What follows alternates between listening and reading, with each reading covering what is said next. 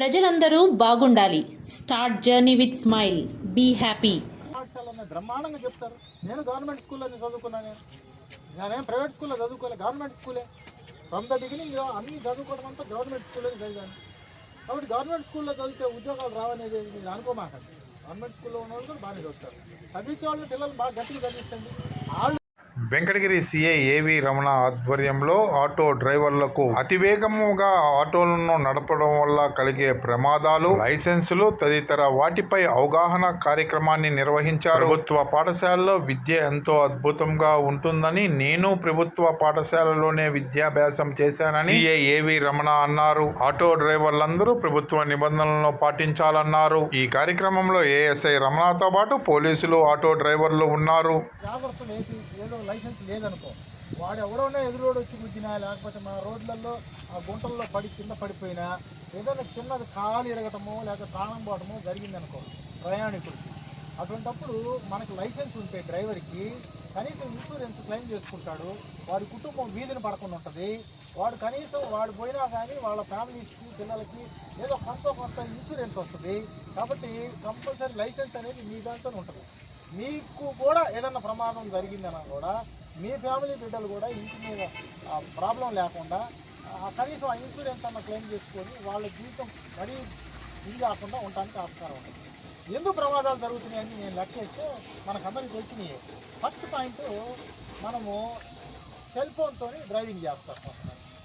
Cell ఫోన్తో driving చేసేటప్పుడు చాలామంది చెప్తుంటాం, అరే అది చాలా ప్రమాదం రా బాబు, ఒక సెకండ్ అక్కడ ఆపుకొని మనము సెల్ ఫోన్ మాట్లాడుకుంటే ఎంత బాగుంటుంది. లేకపోతే వాడెవడన్నా డ్రైవర్ ఉంటే మనం ఫోన్ మాట్లాడుకో స్పందనాలనే ఏం కాదు, కానీ మనమే డ్రైవ్ చేసుకుంటూ మనమే ఫోన్ మాట్లాడుకుంటూ, ఈ ఫోన్ కూడా నిజంగా చెప్తున్నాను, ఎవరైనా సరే ఈ ఫోను మన దగ్గర ఉన్నటువంటి వాళ్ళతోని ఎక్కువగా మాట్లాడడం, మన భార్య బిడ్డలతోని ఒకటే నిమిషం మాట్లాడతాం. ఎవడైనా సరే భార్య బిడ్డలు ఎవరైనా సరే, చెల్లె కానీ అక్క కానీ ఒక నిమిషం మాట్లాడి పెట్టే నాకు మాత్రం పని ఉందని చెప్పేసి పెట్టాను. కానీ ఎవరైనా ఆడ మనిషి మాట్లాడుతుంటారు, ఫ్రెండ్ కావచ్చు, లేకపోతే లవరు, ఇంకేదన్నా చీఫ్ కావచ్చు, ఇంకేదన్నా సొల్లు బ్యాచ్ ఉంటారు, అది ఊరికే నిన్ను నాకేస్తుంది, మీకు అర్థం కాదండి, మొత్తం నాకేసిందే అంతవరకు తెలియదు మీకు ఏంటి. కాబట్టి అది మీరు ఆలోచించరు. ఒకటే స్వీట్ వాయిస్తో మాట్లాడుతుంటుంది అన్నమాట. స్వీట్ వాయిస్తో మాట్లాడుతుంటే మిమ్మల్ని లైన్లో పెట్టేస్తుంది.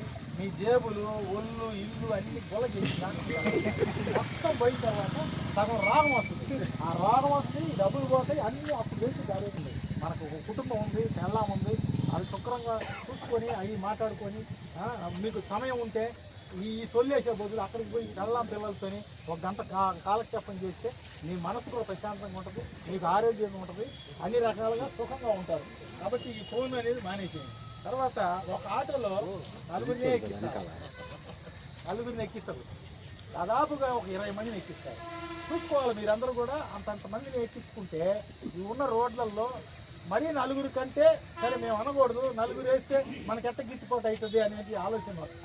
కాబట్టి ఇంకొక 2 మంది ఏదో వేసుకోవాలి తప్పించి 20 మందిని ఎక్కిస్తే ఇటు తొడ మీద ఒక ఆవును కూర్చోబెడతాడు, ఇటు తొడ మీద ఒక ఆవును కూర్చోబెడతాడు డ్రైవర్. ఇది కనీసం స్టీరింగ్ చెప్తానికి కూడా బొత్తు ఏం కనపడదు. కాబట్టి ఈ స్టీరింగ్ తిప్పుకునే ఆలోచన ఉండాలి. కానీ మీకు ఇట్లా ఇరుక్కొని ఇట్లా పట్టుకొని అందులోనే మళ్ళీ ఒక సెల్ ఫోన్ పెట్టుకొని ముఖం మీద పడి, నేను జరిగిన విషయం చెప్తున్నా, మోటార్ సైకిల్ మీద రయ్యని వెళ్ళిపోతుంటే లుంగిలేసి ముఖం మీద పడితే వాడికి అర్థం కాకుండా పోయి గోతిలో పడి చచ్చిపోయినాడు వాడు. జరిగినాయి. నేను లైవ్లో 26 సంవత్సరాల నుంచి చూసి ఉన్నాయే చెప్తున్నా. నేను నాకేం కొత్తవి కాదు, నేను సృష్టించినవి కాదు. కాబట్టి సెల్ ఫోన్లు మాట్లాడటం, తర్వాత ఓవర్ వెయిట్ అంతమందిని ఎక్కించుకోవటం, ఇవన్నీ కూడా మీరు కొద్ది కంట్రోల్ చేసుకుంటే మనం సుఖంగా ఉంటాం, మన ఫ్యామిలీ సుఖంగా ఉంటుంది, అందరూ కలిసిమెలిసి ఉండవచ్చు.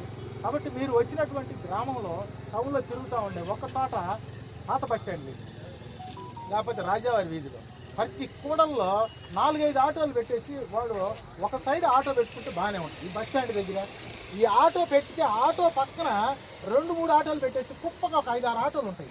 ఎందుకు అట్లా పెట్టడం వల్ల ఏం ఉపయోగం? ఆ ప్యాసింజర్ వస్తే నీవే ఎక్కాలనేది ఒక ఆలోచన. ఇవన్నీ తాపత్రయంతో లేనిపోయేటువంటి అక్కడ ట్రాఫిక్ జామ్ అయిపోయి చాలా ఇబ్బందికరమైన పరిస్థితి. మాకు ఇబ్బంది అనిపిస్తే, పబ్లిక్ అంతా కూడా ఇబ్బంది అనిపిస్తే మాకు కూడా అసహ్యం అనిపిస్తుంది. పోలీస్ వ్యవస్థ ఉందా లేదా, ఇక్కడ ఏం చేస్తున్నారు పోలీసు వాళ్ళు, వెంకటగిరి పోలీసు వాళ్ళు ఏం చేస్తున్నారు అనే మాట వస్తుంది. మాకు వస్తే మేము మీద పడిపోయామంటే మీరు ఇబ్బంది పడిపోతారు. రోజు మీరు ఒక ఆటోని నడుచుకుంటే 500 వస్తాయి, దానికి డీజిల్ పోతుంది, దానికి మీరు ఫైనాన్స్ ఉంటుంది, ఇన్ని చేసుకొని ఇంటి దగ్గర పిల్లలు పెట్టుకోవాలి. మీరు ఇవన్నీ కాకుండా మళ్ళీ ఖర్చు అనేది ఉండాలా, మీకు బండిని జాగ్రత్తగా నడుపుకోవాలా, పరిస్థితి బండిని కంట్రోల్లో పెట్టుకోవాలా, దానికి అన్నీ ఉన్నాయా లేదో చూసుకోవాలా. అన్నీ చూసుకుంటా ఉంటే ఇబ్బంది లేకుండా ఉంటుంది. ఈ క్వార్టర్ దాటడం వల్ల మీకు ఏమొస్తుంది, సంతోషం వస్తుందని. కష్టం వస్తున్నట్టు మీ బిడ్డలు ఎందుకు అట్లా ఇబ్బంది పడాలా? ఆ బిడ్డల్ని చదివించండి, గట్టిగా చదివించండి, మంచి స్కూల్స్లో చదివించండి. చదివించలేని వాళ్ళు కూడా ఇట్లాంటి గురుకుల పాఠశాలన్నీ బ్రహ్మాండంగా చెప్తారు. నేను గవర్నమెంట్ స్కూల్లో చదువుకున్నాను, నేనేం ప్రైవేట్ స్కూల్లో చదువుకోలే, గవర్నమెంట్ స్కూలే. ఫ్రమ్ ద బిగినింగ్ అన్నీ చదువుకోవడం అంతా గవర్నమెంట్ స్కూల్లో చదివాను. కాబట్టి గవర్నమెంట్ స్కూల్లో చదివితే ఉద్యోగాలు రావనేది మీరు అనుకోమాకండి. గవర్నమెంట్ స్కూల్లో ఉన్న వాళ్ళు కూడా బాగానే చదువుతారు. చదివించే వాళ్ళు పిల్లలు బాగా గట్టిగా చదివించండి. వాళ్ళు కూడా మీలాగా బాధపడి ఇబ్బంది పడి ఆటోలు నడుపుకునే విధంగా మీరు ప్రయత్నం చేయమాకండి. ఈరోజు మీరు సంతోషపడితే రేపొద్దున మనం కష్టం చూసుకోవాలి. ఈరోజు మనం కష్టపడితే రేపొద్దున మనం సుఖంగా ఉంటాం. అదే గుర్తుపెట్టుకోండి, ఆలోచించుకోండి. కాబట్టి